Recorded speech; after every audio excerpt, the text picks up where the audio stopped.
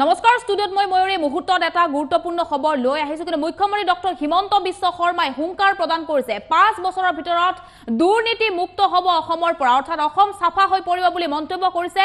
দুৰ্নীতি কৰিলে মুখ্যমন্ত্ৰীৰ পৰা আৰক্ষীলৈ কোনেও হাৰি নাযাব ইতিমধ্যে কঠোৰ হৈ পৰিছে ৰাজ্য চৰকাৰ এই মুহূৰ্ততে খবৰ জনাই আছো মুখ্যমন্ত্ৰী ডক্টৰ হিমন্ত বিশ্ব শৰ্মাৰ কঠোৰ হকিয়নি 5 বছৰত অসম সাফা হৈ পৰিব অসমত নাথাকিব দুৰ্নীতি অৰ্থাৎ 5 বছৰৰ ভিতৰত দুৰ্নীতি মুক্ত হৈ পৰিব অসম মুখ্যমন্ত্ৰীও হাৰি নাযাব দুৰ্নীতি কৰিলে অৰ্থাৎ কোনেও দুৰ্নীতি কৰিলে হাৰি নাযাব বুলি মন্তব্য কৰিছে অসমৰ পৰা দুৰ্নীতি নাইকিয়া কৰাৰ হুংকাৰ মুখ্যমন্ত্ৰীৰ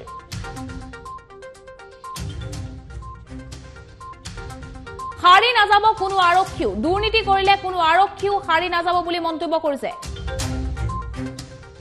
দালাল অপৰাধীৰ লগতে মুখ্যমন্ত্ৰীৰ পৰা আৰক্ষীলৈ কোনেও হাৰি নাযাব বেয়া কাম কৰিলে উচিত শাস্তি পাবই বুলি সকিয়নি মুখ্যমন্ত্ৰী ডক্টৰ হিমন্ত বিশ্ব শৰ্মাৰ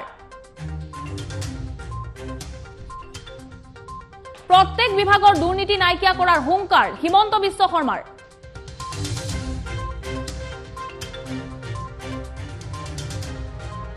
দুৰ্নীতিৰ বিৰুদ্ধে অসমত আৰম্ভ হৈছে সৰ্ববৃহৎ অভিযান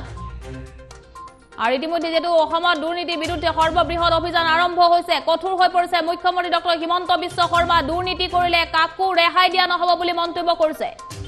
5 বছরের ভিতর সকল সাফা হয়ে পড়ব বলে মন্তব্য করেছে মুখ্যমন্ত্রী ডক্টর হিমন্ত বিশ্ব শর্মাই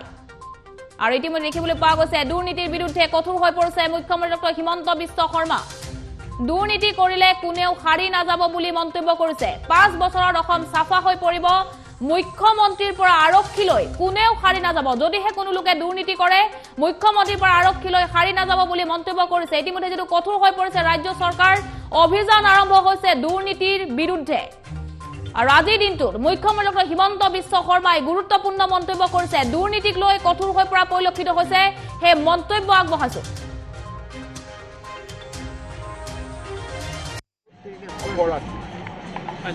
আৰু যিবিলাক বেয়া বস্তু আছিলে এই গোটেইবিলাক 5 বছৰৰ ভিতৰত নোহোৱা হ'ব গতিকে এনেকুৱা বহুত মানুহ থানাত আহিব বহুত মানুহ থানাৰ পৰা যাব কিমানৰ কথা কৈছে মন্ত্ৰীৰ পৰা আৰক্ষীলৈকে মুখ্যমন্ত্ৰীলৈকে অসমত বেয়া কাম আমি বন্ধ কৰিম যোনে য'ত যি কৰিছে আপোনালোকে কঠোৰ পদক্ষেপ দেখাব মই ব্যক্তিগত চব জেগাৰ কথা নকওঁ 5 বছৰত অসম চাফ হৈ যাব দালাল অপৰাধী আৰু যিবিলাক বেয়া বস্তু আছিলে এই গোটেইবিলাক 5 বছৰৰ ভিতৰত নোহোৱা হ'ব গতিকে এনেকুৱা বহুত মানুহ থানাত আহিব বহুত মানুহ থানাৰ পৰা যাব কিমানৰ কথা কৈছে মন্ত্ৰীৰ পৰা আৰক্ষীলৈকে মুখ্যমন্ত্ৰীলৈকে অসমত বেয়া কাম আমি বন্ধ কৰিম যোনে য'ত যি কৰিছে আপোনালোকে কঠোৰ পদক্ষেপ দেখাব মই ব্যক্তিগত চব জেগাৰ কথা নকওঁ 5 বছৰত অসম চাফ হৈ যাব দালাল অপৰাধী আৰু যিবিলাক বেয়া বস্তু আছিলে এই গোটেইবিলাক 5 বছৰৰ ভিতৰত নোহোৱা হ'ব গতিকে এনেকুৱা বহুত মানুহ থানাত আহিব বহুত মানুহ থানাৰ পৰা যাব কিমানৰ কথা কৈছে মন্ত্ৰীৰ পৰা আৰক্ষীলৈকে মুখ্যমন্ত্ৰীলৈকে অসমত বেয়া কাম আমি বন্ধ কৰিম যোনে য'ত যি কৰিছে আপোনালোকে কঠোৰ পদক্ষেপ দেখাব মই ব্যক্তিগত চব জেগাৰ কথা নকওঁ 5 বছৰত অসম আৰু আপোনালোকে মন্তব্য শুনিলে মুখ্যমন্ত্ৰী হিমন্ত বিশ্ব শৰ্মা কঠোৰ হৈ পৰা পৰিলক্ষিত হৈছে 5 বছৰত অসমত সাফা হৈ পৰিব দুৰ্নীতিয়ে বুলি মন্তব্য কৰিছে অসমত নাথাকিব দুৰ্নীতি মুখ্যমন্ত্ৰীও হাৰি নাযাব দুৰ্নীতি কৰিলে অৰ্থাৎ অসমৰ পৰা দুৰ্নীতি নাইকিয়া কৰাৰ হুংকাৰ প্ৰদান কৰিছে মুখ্যমন্ত্ৰী ডক্টৰ হিমন্ত বিশ্ব শৰ্মাই ইতিমধ্যে যেহেতু দালালৰ বিৰুদ্ধে সৰ্ববৃহৎ অভিযান ৰাজ্যত আৰম্ভ হৈছে এইজনৰ পিছত সিজনকৈ দালালক ইতিমধ্যে গ্ৰেপ্তাৰ কৰা দেখিবলৈ পোৱা গৈছে প্ৰত্যেকটো দুৰ্নীতিৰ বিৰুদ্ধে কঠোৰ হৈ পৰা পৰিলক্ষিত হৈছে ৰাজ্য চৰকাৰ আৰু দুৰ্নীতি কৰিলে আৰক্ষীও হাৰি নাযাব বুলি মন্তব্য কৰিছে মুখ্যমন্ত্ৰীয়ে অৰ্থাৎ বেয়া কাম কৰিলে উচিত শাস্তি পাবই বুলি সকিয়নি মুখ্যমন্ত্ৰী ডক্টৰ হিমন্ত বিশ্ব শৰ্মাৰ আৰু প্ৰত্যেক বিভাগৰ দুৰ্নীতি নাইকিয়া কৰাৰ হুংকাৰ প্ৰদান কৰিছে মুখ্যমন্ত্ৰীয়ে দুৰ্নীতিৰ বিৰুদ্ধে অসমত যেহেতু অভিযান আৰম্ভ হৈছে 5 বছৰত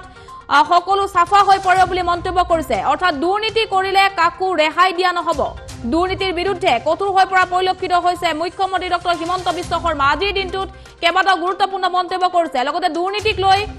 এক হুংকাৰ প্ৰদান কৰা পৰিলক্ষিত হৈছে খকিয়নি প্ৰদান কৰিছে ৰাজ্যৰ মুখ্যমন্ত্ৰীয়ে অৰ্থাৎ ৰাজ্যত যদি কোনো লোকে দুৰ্নীতি কৰে মুখ্যমন্ত্ৰীৰ পৰা আৰক্ষীলৈ সাৰি নাযাব বুলি মন্তব্য কৰিছে অপৰাধী দালালৰ লগতে মুখ্যমন্ত্ৰীৰ পৰা আৰক্ষীলৈ দুৰ্নীতি কৰিলে সাৰি নাযাব সকলোকে শাস্তি প্ৰদান কৰা হ'ব বুলি মন্তব্য কৰিছে কঠোৰ হৈ পৰা পৰিলক্ষিত হৈছে চৰকাৰ 5 বছৰৰ ভিতৰত অসমত দুৰ্নীতি নাইকিয়া কৰাৰ লক্ষ্য লৈছে ৰাজ্য চৰকাৰে